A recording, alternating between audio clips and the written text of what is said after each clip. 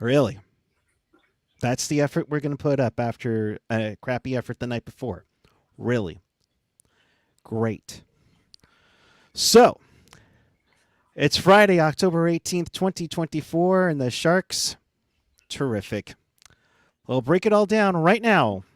This is Teal Town After Dark.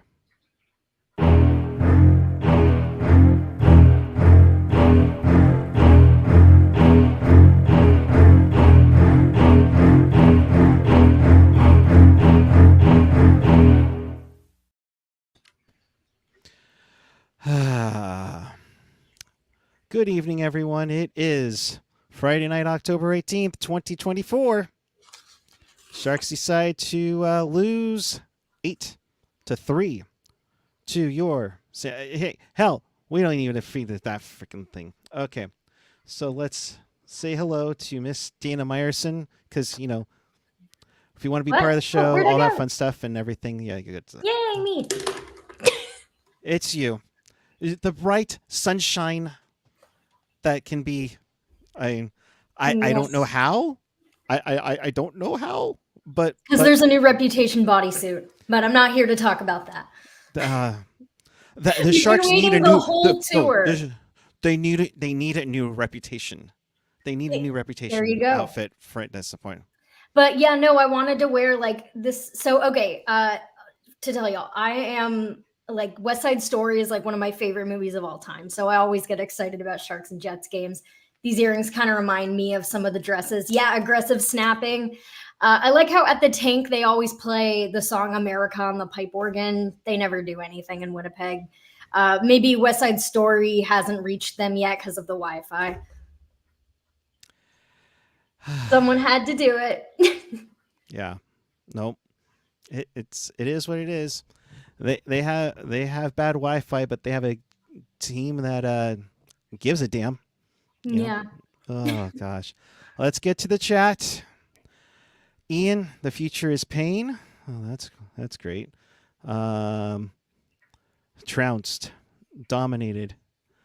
Campo Pando, ugh, my boss, who's from Winnipeg, is lighting up my phone right now. That's not the only thing Winnipeg is lighting up tonight. Oh boy. But you know, let's see. Tell HR. Oh, California Cruiser, thank you. I needed a laugh. Holy crap. Aaron, stick penalties throughout the game, not closing out defensive assignments. Are we sure we aren't watching Akuda? No, because Akuda are supposed to be good. They're supposed to be good. And can go toe-to-toe with other teams in their league. Yeah. I mean... and it sucks that we have to go 5 games in and we're talking about faith in Warsofsky. I don't want to hear y'all. We gave David Quinn a whole season. We're not going to get into this. Tyler, I appreciate the comment, but was David Quinn that bad a coach? Like, I don't think he did anything horrible. I think the Sharks were just consistently horrible, and it's hard for a coach who's like been in that locker room, like trying to get something out of them, to be that leader, you know, presumably through the upside of the rebuild. So, you know, this is what teams do. So yeah, West Side Story, solid. I like the older one better. Nothing beats the original. No, but regarding Warsofsky, like, guys, I know we're bored. We're like sitting on our hands, like just watching the Sharks be humiliated, and we're like, I gotta do something. But like, the coach is not the first, like, you know, the first bullet you fire. Like, there are things that can happen first. Also, would I be upset with another first overall pick? No, I don't really know the names of the prospects that are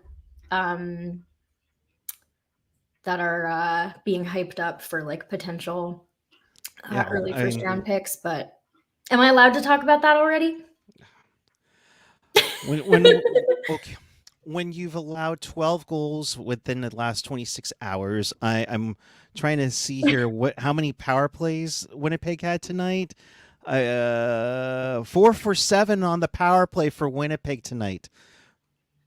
28 hours ago, this penalty kill was perfect. Well, I jinxed it.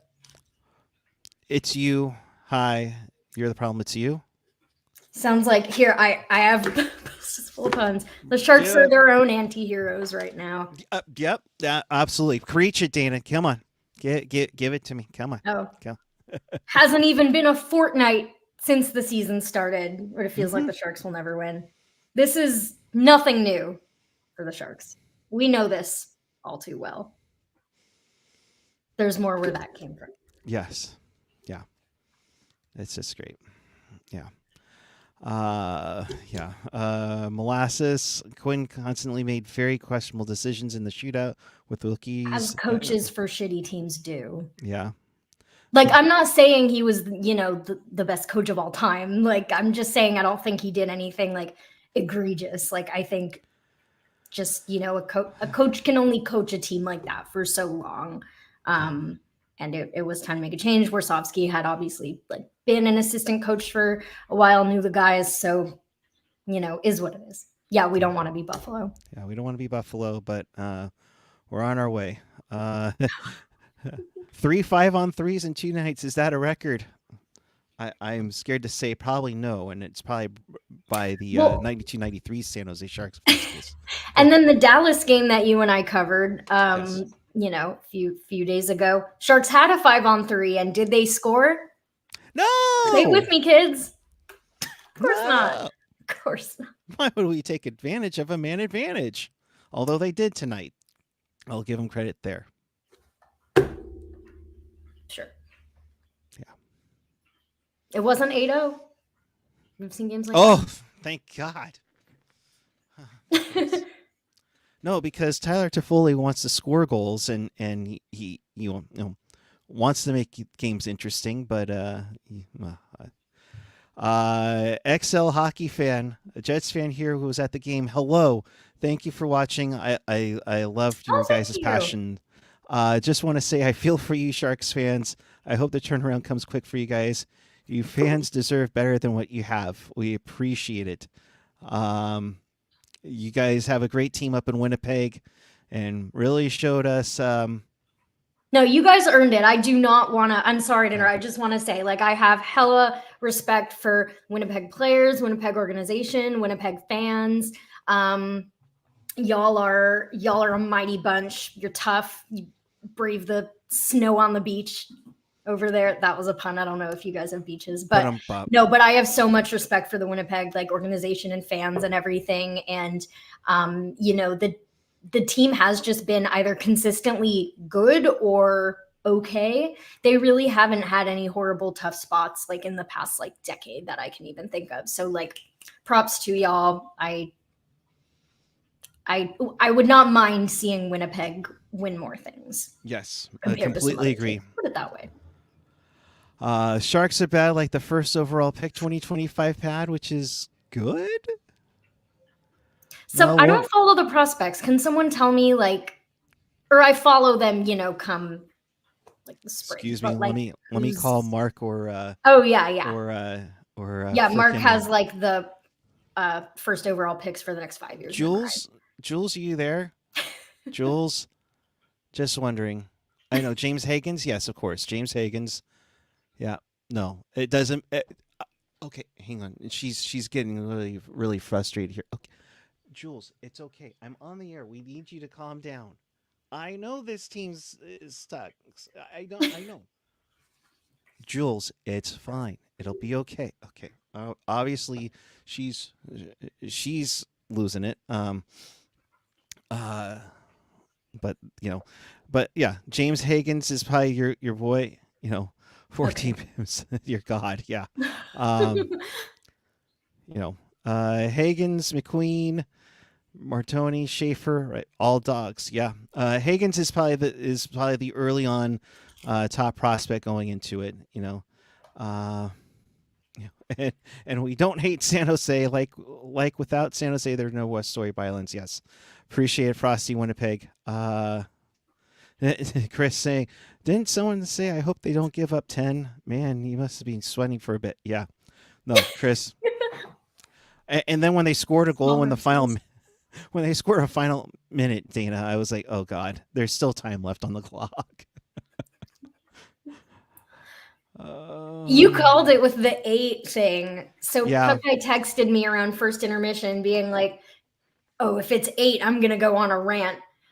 So when it was 7, I was thinking like, I'll let him go on a rant anyway. You know what? The score can be whatever and you can go on a rant, but it was 8. So, shall I? Oh, Dana, you are such a sweetheart. Unless it already started. No, well, I mean, it started with that death stare into the camera. Yeah. So it's Puckguy's fault. Yeah, it's always my fault. Yeah, of course. Thanks, Kristen. Appreciate sorry. it. No, it's not. Implicate anybody. No. Just waiting for the Nashville fans to do their chant.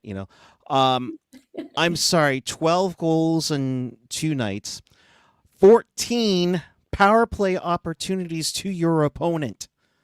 14. I love the number, but 14 penalties is unacceptable in any league, even the ECHL, where you're having fights like up the wazoo. What are we doing, guys? I mean, we're taking stupid penalties. You're taking stupid stick infractions because you're not moving your damn feet. Move your damn feet. Tripping penalties like the Wenberg one tonight. Oh, gosh. Then you're taking the stupid cross-checking penalties, which, by the way, DeMello flopped. My God, he'll be perfect for the Canucks in no time come deadline time if that's the case. But my whole point is that, you guys, this is the NHL. There's a lot of veterans on this team. Grundstrom, Kostin, Luukkonen, Nico Sturm. What are you guys doing? You guys are supposed to be the veterans to lead this team by example. Granlund, you took a penalty tonight. Ferraro, what the hell? Benning, love tap. That was a soft love tap penalty for crying out loud. But dear God, you think the refs are going to give you anything? Go anything? Like anything? No, they're not going to give you anything because you're not giving anything. You're not giving anything. You're supposed to be giving everything. You're a last place team. Trade deadline energy, which is not cute in October. So. Right. It's not good at all.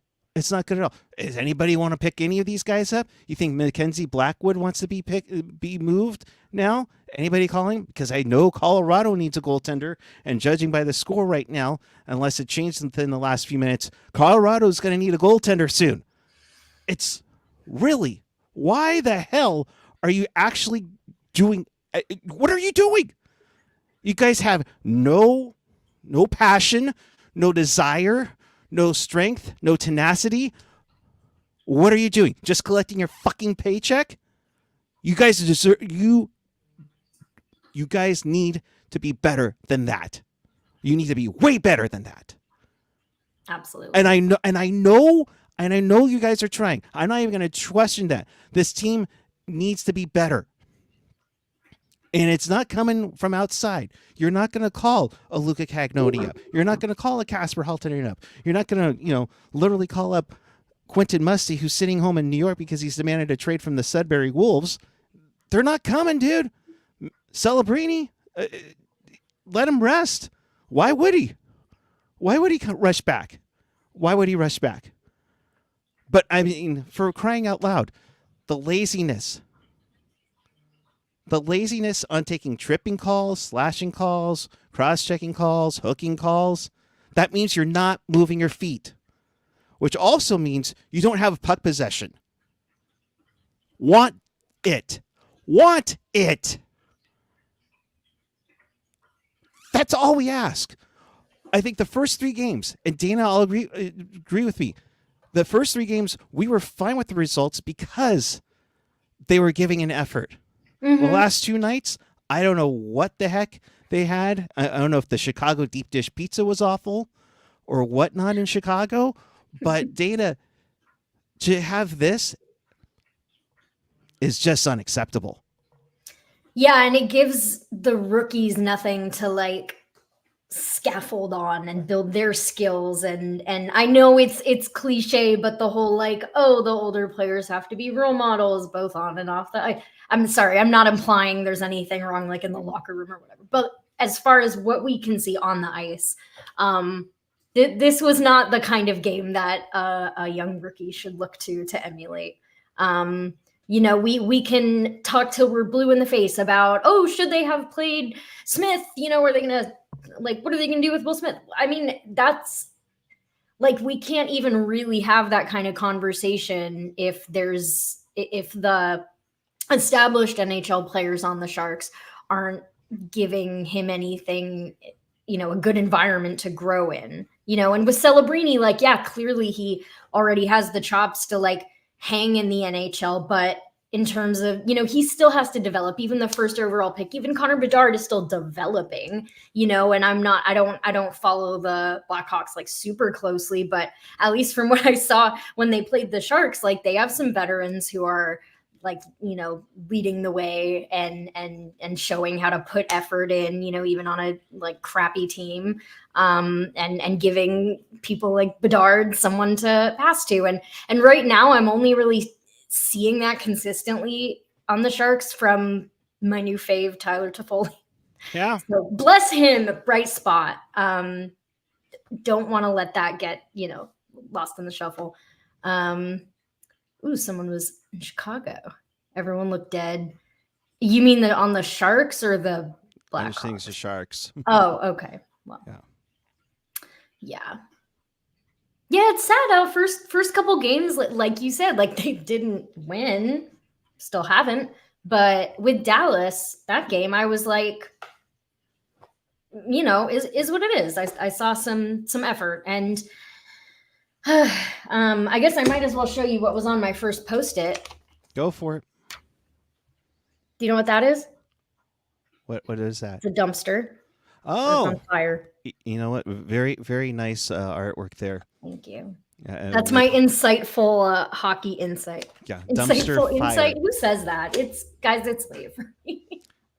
Oh, you're good. You're good. Because it was a dumpster fire because Winnipeg would score 4 in the first. I started writing real notes, and after a certain point, I'm like, you're like, screw this. Yeah. Less than 2 minutes in, Morrissey makes it 1-0. Nikolai Ehlers on the power play made it 2-0. Toffoli would get a power play goal about a couple minutes later to make sure you have some hope to make it 2-1, and then Ehlers again and Pionk with a pair of goals to finish out the period to make it 4-1. So yes, it was a dumpster fire. But wait, there's more. Less than 2 minutes into the second period, Dana, I think this has become a trend, and I'll give a shout out to AJ who mentioned this on the Twitter, that the first and the last minute, or I would say the first 2 minutes or the last 2 minutes of a period, that the Sharks continue to give up goals early and late in a period, and it just continues to crush them. I feel like that's just a thing crappy teams do, because I hear when I listen to other fans of other teams when their teams are crappy, they're saying the same thing. And I'm not saying that to dismiss your point and I guess AJ's point, because it's true that the part of being a good team is starting on time and go until the end. And when, as you said, players are in a mindset where it's like, I just want to collect my paycheck. I just want to kill time, have Christmas in California, and by March get shipped off to a cup contender. Like that's not an attitude. Nope. That'll bring success. And like, who am I to like lecture professional athletes about, I know they have like, but I'm seeing other teams who are kind of in the Sharks realm of, like not good teams. At least from the games I am seeing of them, like Chicago, I'm still seeing the vets show up. So yeah, no, at least you're seeing vets show up. Again, the difference is Toffoli and. Yes, I'm so sorry. Toffoli, my sweet golden boy. I did not mean to disparage you. You're good. We are getting quotes from the locker room here. Warsofsky says Eklund's injury is day to day. He did have a pair of assists last night in the loss to Chicago. So we'll see if he's available to go on Sunday. On that, to finish up the recap, Cunnin would get the goal in front. Grunstrom with a nice pass to set up into the slot to make it 5-2 after 2. And then the third period begins. Perfetti gets a pair of goals. Zetterlund would get one right back. It's for him to score back-to-back goals, or score goals in back-to-back games, pardon me. That would be the final goal for the Sharks, and then Perfetti would score again, and Namestikov in garbage time with 33 seconds to cap off his 4-point night, along with Neal Pionk with his 4-point night, if I'm not mistaken. It was just bad, and we should feel bad. Let's be honest here. Pionk with the goal and 3 assists, and the same thing for former Shark Vladimir Namestikov. He was a Shark for a moment before he got traded to Winnipeg. Because, that was so Smith back when. So here's the thing with Smith. This was apparently planned, and so hopefully Sunday. Couldn't tell you if he's in the doghouse or whatnot, but we'll see. Now to what the players said after the game. Nico Sturm. They were coming through the neutral zone with so much speed, it was exhausting playing these guys. They were so far away from us. Exhausting and had so much speed. We're 5 games into it, and it was exhausting. I mean, Sturman continues on. Obviously, they're a highly skilled team, and it's way too many penalties. 14 power plays in the last 2 days. You know what? Let me go find do I want to read all the penalties? I just want to remind myself. Go for it. I'll continue on, and just let me know when you're ready. I don't have an answer for you. Do you want me to read them, or I was just going to look at them? Oh, yeah. Why not? Everyone. I'm just curious because I can't remember offhand if Sturm took a penalty or not, because I feel like... No, okay. I don't think he's definitely one of those guys who would... Like, Cooch did this all the time, where like taking the blame for stuff that wasn't technically him. But, I mean, leaders do that, so, I guess kudos to Sturm for acknowledging that. Hopefully they're having more conversations about it. Well, this one's telltale. I don't have the answer for you. The truth is we've taken a big step these last 2 games. It felt a lot like last year on the bench tonight. Oh gosh. Ooh, that's a deflating quote. Yep. We're pros. You have to be ready when the puck drops. Doesn't matter if you're up to 3 a.m. playing video games. If you're ready to play, we haven't been ready. Is that a call out? Is that a call out? I'm just wondering.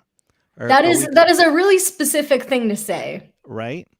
Clearing the puck has been a problem. If you don't get the puck down the ice, it will cost you. It makes it hard to defend. We need to make it easier on ourselves. Absolutely. You need the puck to do anything in this game. Cunnin comes back with unacceptable on our part. You saw how we played. We need to be better. We'll go through it as a group and fix it. You better get fixing it. We have to get better from Vanacek. That's nice. Warsofsky, we gave up too much time and space. Goosh was good and tried to create some offense. Like this game for the most part. Yeah, he probably won't play on Sunday. All right. So AJ, thank you for the tweets or for the quotes. Appreciate it. Let's see. Okay, I can't find the whole list. So whatever, I give up. I'm over it. Yeah. And Smith is out tonight as a load management plan. Will likely be back on Sunday. Yeah. All right. Well. Yeah. I mean, this is just and from the Bay 408, saying, same old garbage jokes. No one listens to anything they say anymore. And that's the tough part. And Ricky saying, I may be fully on Team Tank as always, but I'm a Goose stand. He's my favorite. Yeah, I mean, you got to try to give it, and it's the thing. I got the penalties for here. Let me see here. We got Wenberg tripping on Ehlers. Jan Ruda, I think, is taken like 6 penalty minutes in the last 2 games. High sticking against Alex Iafello. Of course, you have the lazy hella dudes on the frozen pond. Love you, Shalina. You also have Granlund tripping, Cunnin cross-checking, and DeMello flopped. Jake Wallman tripping, Matt Bennings love tap.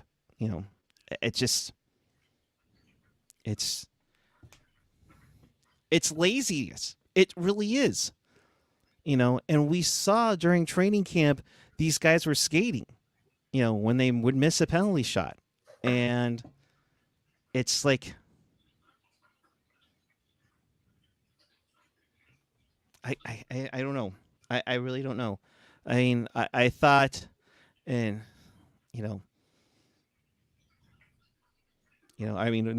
Dave B. Pilot saying the D is worse than last year's, folks. Sorry, adding Benning and Cece made them much worse.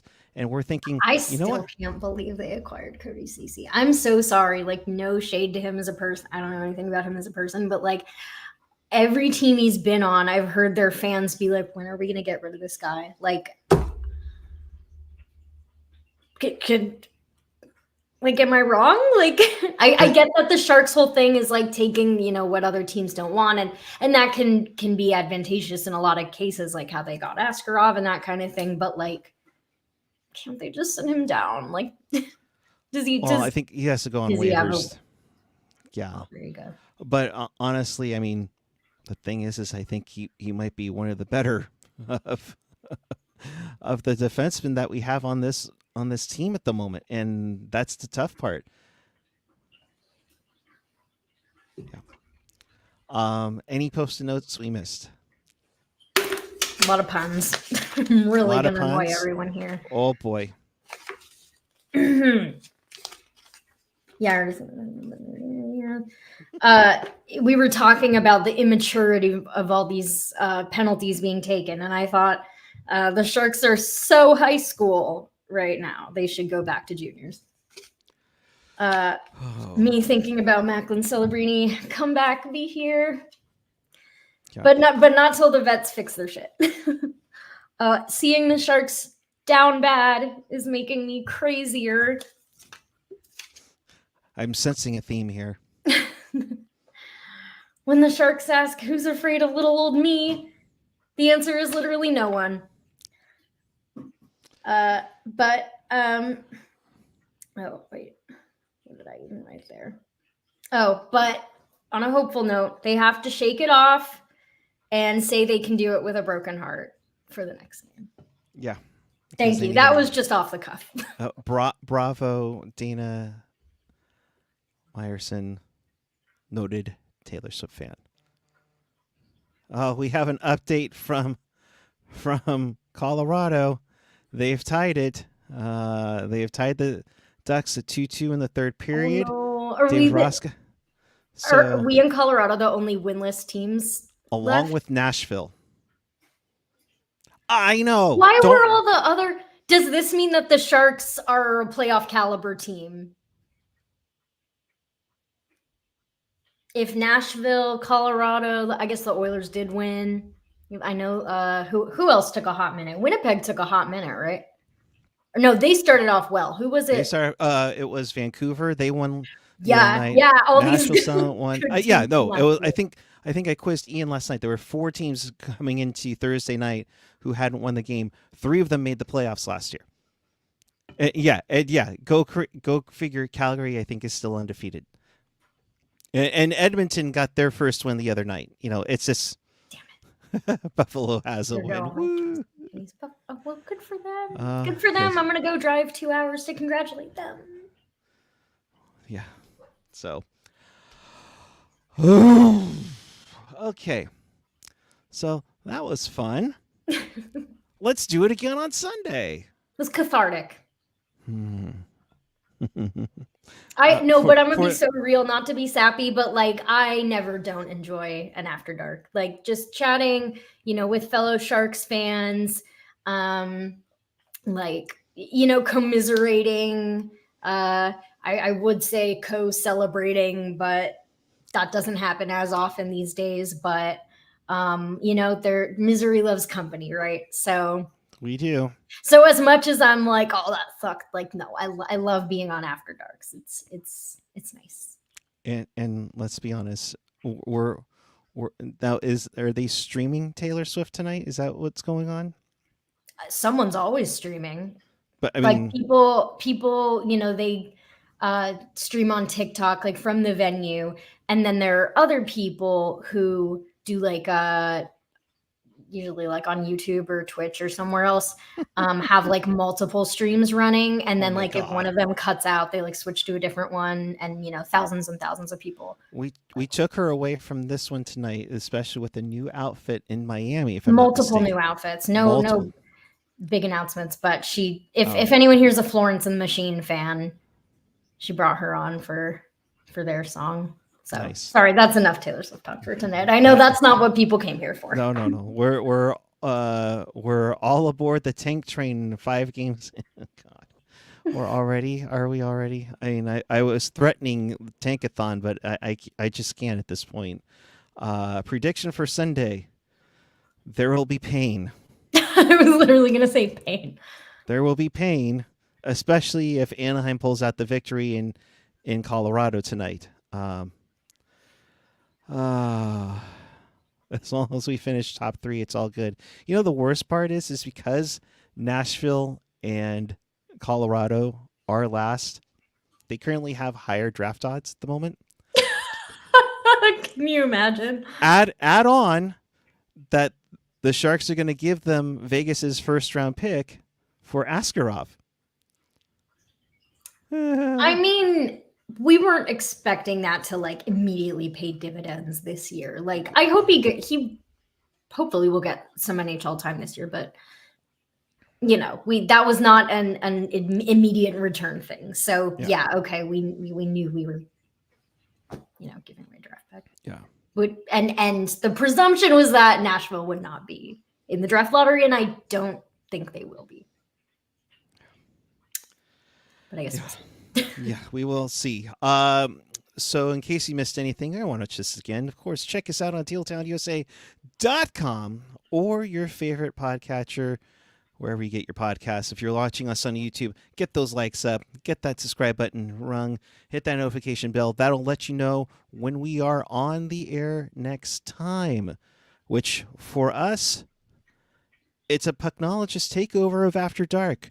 So Ian and AJ will be on immediately following Sharks and Avalanche. That game is at 5 p.m.